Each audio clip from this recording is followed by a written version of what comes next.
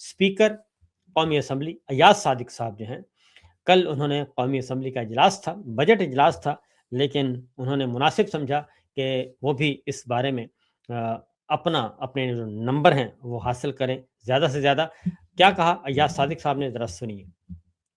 کو مبارکباد پیش کرنا چاہتا ہوں کہ اللہ تعالیٰ کا جتنا بھی شکر ادا کریں کم ہے، کیونکہ اللہ تعالیٰ نے یہ اعزاز پاکستان کے حصے میں آیا ہے کہ جس میں پاکستان کو وہ عزت ملی جس کی وجہ سے تیسری جنگ عظیم شاید ہونے سے رک گئی۔ اس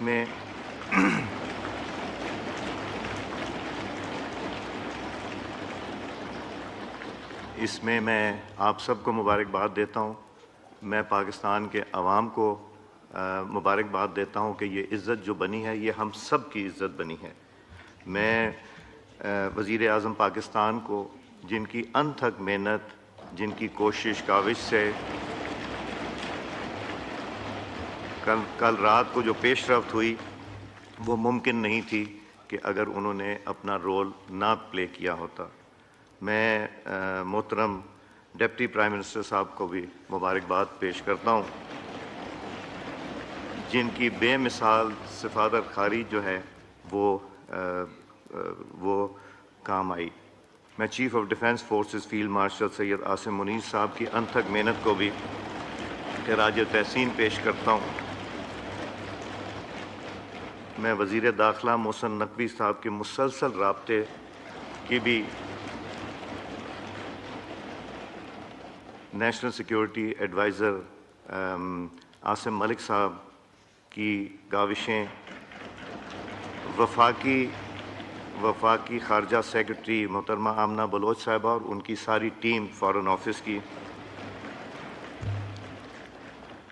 اور ان ممالک کی جنہوں نے اس موقع پہ ایک بہت پازیٹیو رول کیا اور پاکستان کے ساتھ شانہ بشانہ کھڑے ہوئے۔ تو اگر کوئی نوبل پرائز کا حقدار ہے تو وہ آپ کی قیادت ہے، پاکستان کی قیادت ہے۔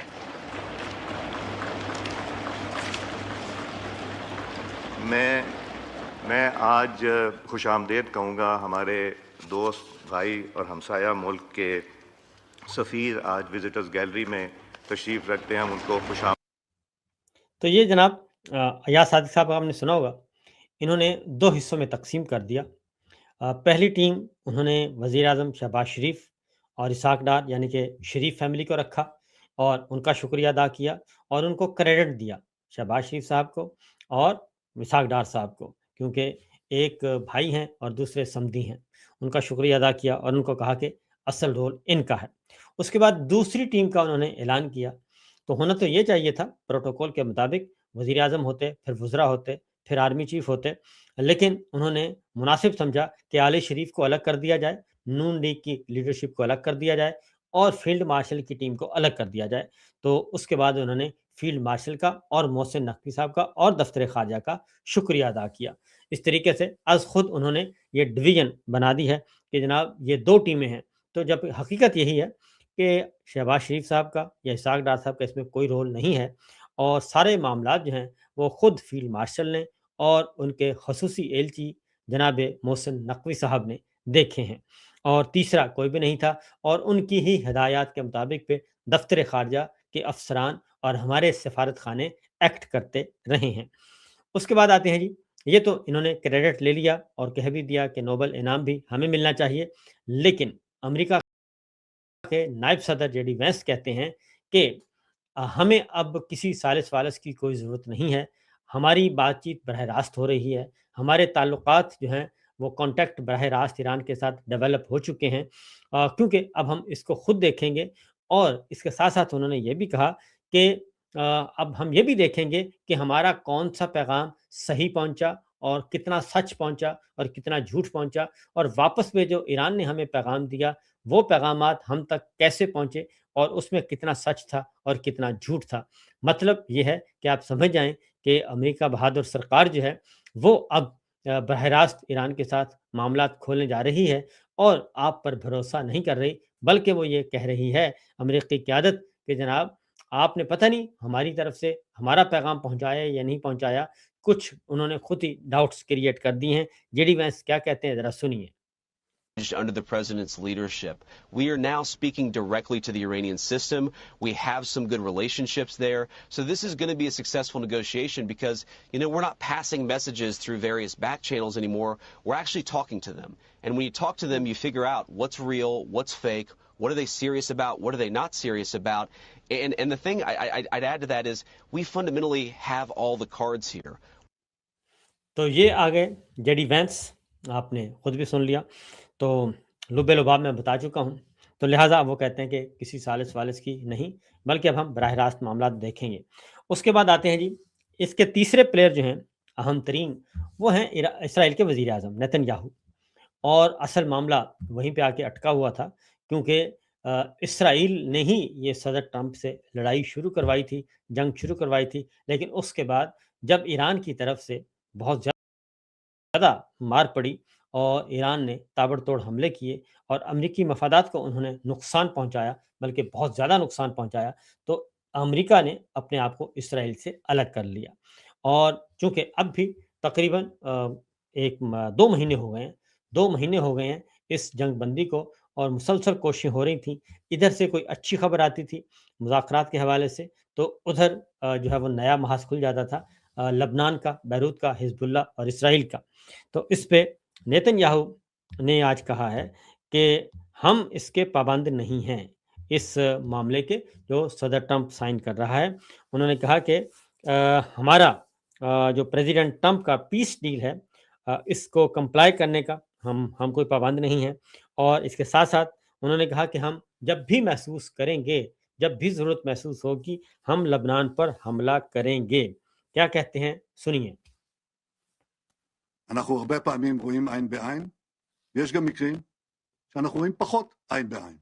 אני אחראי לאינטרסים הביטחוניים של ישראל, אני עומד עליהם, ואני רוצה להגיד לך איך עומדים עליהם. צריך לעמוד עליהם, לא בהתלהמות, לעשות את זה בתבונה, וזה דורש הרבה ניסיון והרבה תבונה, והרבה היכרות עם הזירה האמריקנית. זה דורש הרבה ניסיון. אני חושב שאני עושה את זה על הצד הטוב ביותר, וכשצריך, אני עומד איתן על האינטרסים הביטחוניים שלנו. تو سادہ میں آپ کو بتا دوں، اس کا ہمارے پاس ترجمہ انگریزی میں اس کا موجود ہے ٹرانسلیشن. تو لب لباب یہی ہے. انہوں نے کہا ہے کہ ہم بالکل جی، انہوں نے کہا کہ نیتن یاہو نے کہا کہ he will not comply with President Trump's peace deal with Iran and he will strike Iran and Lebanon whenever he deems necessary. اور اس کے ساتھ ساتھ انہوں نے کہا کہ he does not see eye to eye with Trump on the issue and that he is responsible for Israel's security. تو یہ نیتن یاہو نے اپنا مدعا بیان کر دیا. اور اب آتے ہیں ایران کی طرف سے کیا کہا گیا. ایران کی طرف سے ایران کے صدر نے بات کی ہے، وہ بھی ذرا دکھا دیے. ان کا ٹویٹ آیا ہے ایران کے صدر کا کہ طویل اور گہری مشاورت کے بعد مجلس کے تقریباً تمام اراکین نے مفاہمتی یادداشت کے متن کی تائید کی ہے تاکہ عملی طور پر یہ جانچا جا سکے کہ امریکہ ایرانی قوم کے حقوق کے احترام کے حوالے سے کس حد تک سنجیدہ اور پرعزم ہے. ایران کے قومی مفادات کے تحفظ کے لیے ضروری شقوں کو شامل کرنے پہ معزز سپریم لیڈر کی رہنمائی نے سب سے اہم کردار ادا کیا اور ہم اس پر ان کے شکر گزار ہیں. اب ذرا جی آگے بڑھتے ہیں اگلی خبر کی طرف، اور وہ ہے عمران خان صاحب کی رہائی کا معاملہ. عمران خان صاحب کی رہائی کے بارے میں آوازیں دوبارہ سے بلند ہو رہی ہیں، اور مولانا فضل الرحمان صاحب نے قومی اسمبلی میں کیا کہا ان کی رہائی کے بارے میں ذرا سنیے. یہ بگڑ گئی، دوبارہ معاملات خراب کر دیے گئے. میں تو آج بھی کہتا ہوں کہ عمران خان کو باہر آنے دیں. سیاست میں اگر ان کی گرفتاری کی وجہ سے تلخی ہے، ہمیں ملک کی بہتری کے لیے اور ملک کے اندر مجموعی طور پر ایک برادرانہ اور ہم آہنگی کی فضا پیدا کرنے کے لیے ایک شخص کی قربانی کوئی مسئلہ نہیں ہے. آ جائیں باہر میدان میں سیاست.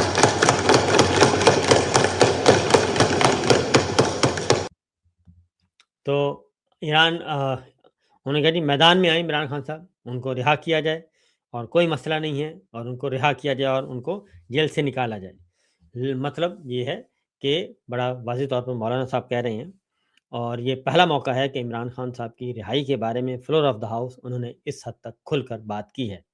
और बड़ा क्लियर है कि जो बैकडोर चैनल पे राब्ते हुए सोहेल अफरीदी साहब के और मौलाना फजलुर रहमान साहब के, तो उसके नतीजे में कुछ ना कुछ हुआ है, जिसकी वजह से मौलाना ने आज बजट तकरीर के दौरान बजट सेशन में उन्होंने आज अपनी गुफ्तगू की है। इसके साथ साथ लीडर ऑफ अपोजिशन सेनेट राजा नासिर अब्बास साहब ने भी आज बहुत खुलकर वो बयान किया है। सेनेट में वो तकरीर कर रहे हैं क्योंकि बजट सेशन चल रहा है, बजट की मंजूरी का मरहला है। राजा नासिर अब्बास क्या कहते हैं, जरा सुनिए।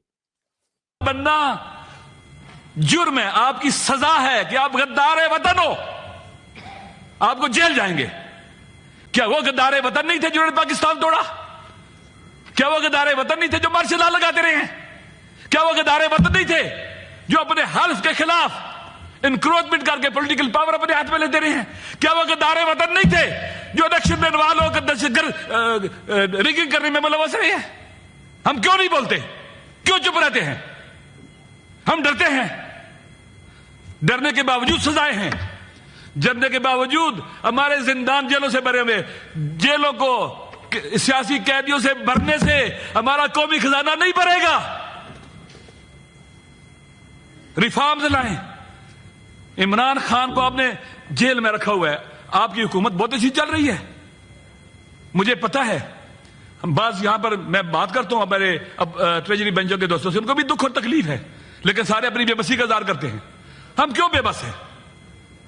खुदा गवाह है, दुश्मन भी अगर हो ना, मैंने पहले यहां पर कहा कि फिरऔन के साथ भी जुल्म नहीं होना चाहिए, यजीद के साथ भी जुल्म नहीं होना चाहिए, जालिम के साथ भी जुल्म नहीं होना चाहिए, इंसाफ के साथ उसके साथ पेश आना चाहिए।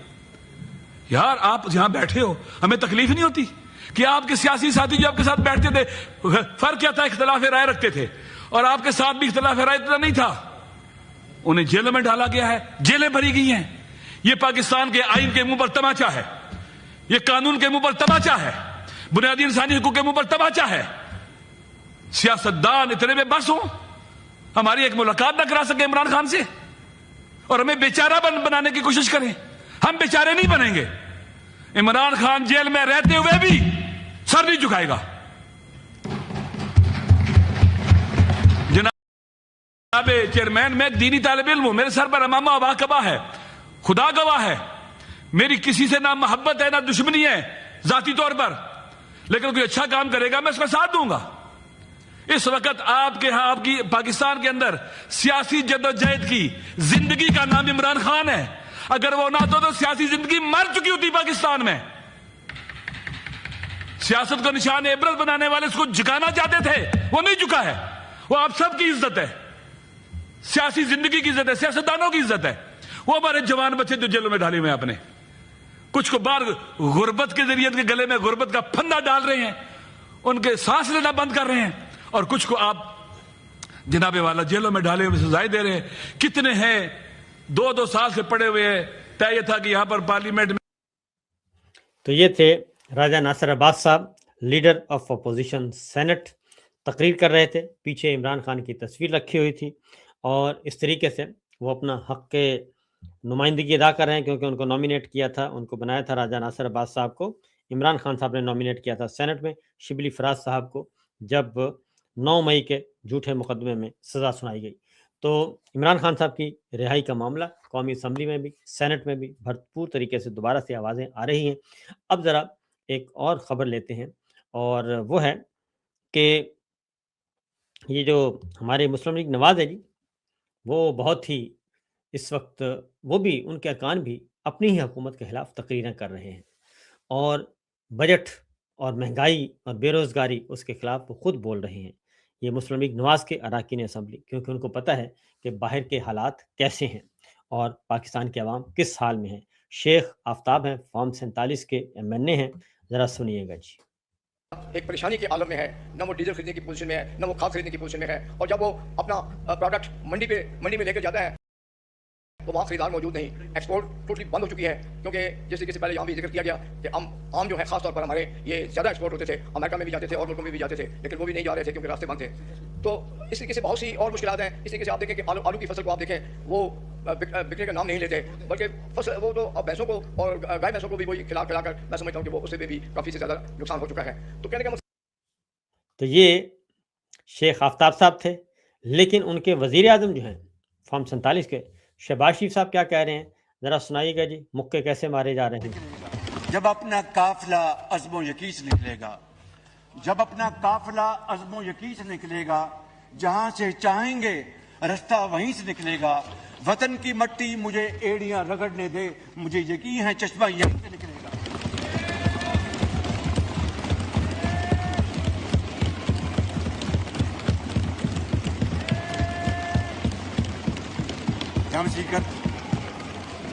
खितामन ये जी 1980 से ये ख़ानदान ये चश्मा यहाँ से निकालने की कोशिश कर रहा है और 1980 से लेके आज हो गई है जी 2026, 46 साल हो गए हैं, तकरीबन 50 साल होने वाले हैं और ये अभी तक भी डाइस बजाकर, ड्रामेबाजी करके और ये थपथपा कर ये कहते हैं कि जी ये काफ़िला यहीं से निकलेगा।